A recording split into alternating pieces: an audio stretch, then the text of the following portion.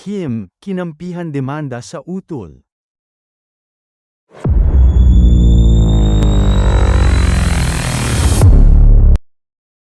Tama ang hinala na may kinalaman nga sa pera ang dahilan ng gusot sa pagitan ni Kim Chu at sister niya na sila Kambini Chu.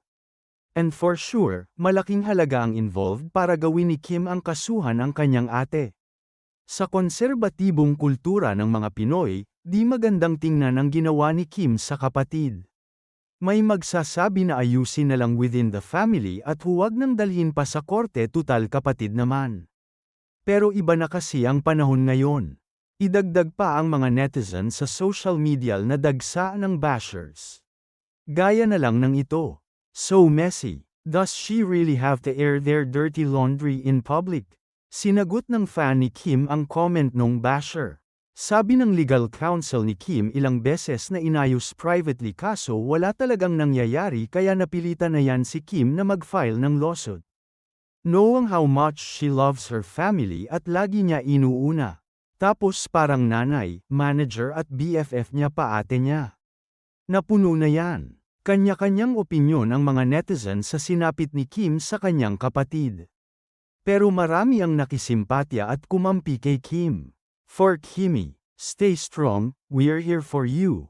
Mahigpit na yakap, at Prinsesa Chanita. Sa dito for sure kay Kim.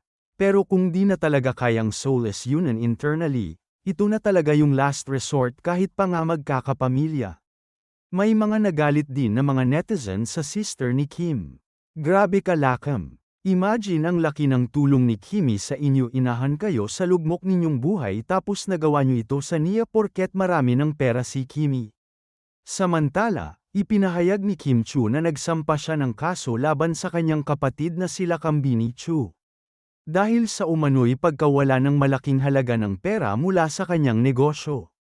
Sa kanyang official statement na pinaskil ng Star Magic, ipinahayag ni Kim na mahirap na desisyon ang ginawa niya na sampahan ng kasong qualified theft ang kanyang itol dahil sa serious financial discrepancies discovered within my business operations.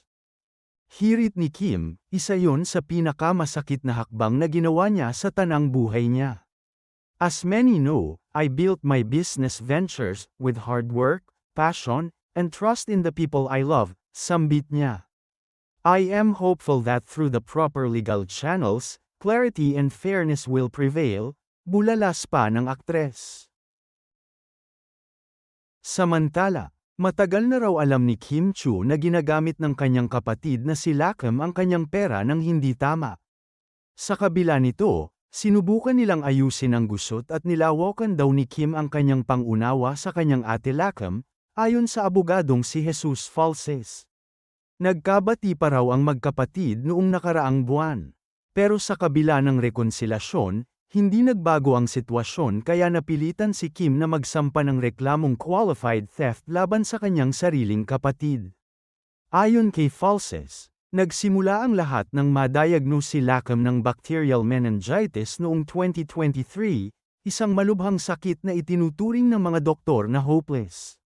Nakoma si Lakam ng 7 araw at nasa kritikal na kondisyon sa unang 5 araw ng kanyang 18 araw na pananatili sa ospital.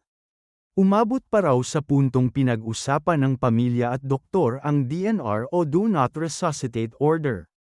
Sa kabutihang palad, gumaling si Lakam at nailabas ng ospital noong Mayo taong 2023. Ngunit hindi doon nagtapos ang problema. Nagkaroon pa rin daw ng hidwaan ang magkapatid, lalo na nang pagsabihan ni Kim na magpahinga si Lakam ng 1 buwan, habang ayaw naman daw ni Lakam na makulong sa bahay. Dahil daw sa near-death experience, hindi lamang na-depress si Lakam kundi nag-YOLO mode rin o you only live once. Nalulong daw si Lakam sa pagsusugal sa mga kasino, kung saan daan-daang milyong piso umano ang naipatalo niya, na mula sa mga kinita ni Kim, sa nakaraang 2 taon. Kahit nadiskubre na raw ni Kim ang tungkol dito, inunawa pa rin daw niya ang sitwasyon. Ngunit kahit naging maunawain si Kim at sinubukang ayusin ang problema, hindi raw nagbago at nagpatuloy pa rin umano ang pangungulimbat ng kanyang ate. Kumuha daw ng pera sa vault or sa condo. Tapos binente daw yung isang condo without Kim's consent, ani Falses. Dahil dito, wala na raw ibang choice si Kim kundi idmanda ang sariling kapatid, na dati niyang tinawag na kanyang #1 critic, #1 fan, my superwoman.